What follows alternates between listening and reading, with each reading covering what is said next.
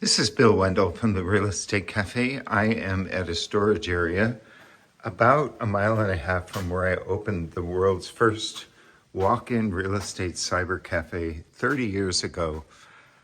That store has not been open as a retail storefront for 25 years, but I've kept it in storage.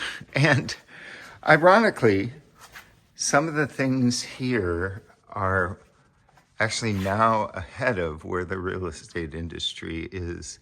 I was just listening to The Daily, the New York Times podcast, and they were talking last week about going back to the future.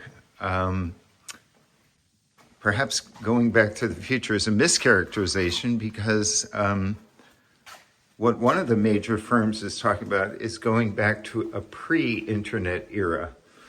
Essentially, what's in this room is 30 years of history about how the industry was recreated online. That hand is from the famous Michelangelo creation scene, and that was actually in the window at the original Real Estate Cafe. You can see that I have various rolling files, high priority files, and I believe that some of these are actually ripe.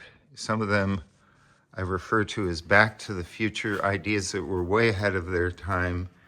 And I'm hoping that I'm going to do a massive sorting project in here. And I fantasize about creating a real estate cartel museum, not about money making, but the history of how the industry successfully thwarted money-saving real estate business models. There are surveys that leaders of the industry don't want to acknowledge, which show that the average agent was actually discriminating against money-saving business models.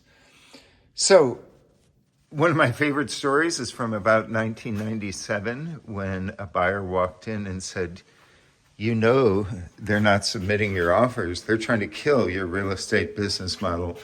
So I'd like to walk back in time, visit some of those ideas, see if they're now something that might come to life as real estate agents are trying to hide listings. That's why I'm walking backwards, is that some people are calling Compass's new proposal that they are going to take their private listings and make them available in their storefront.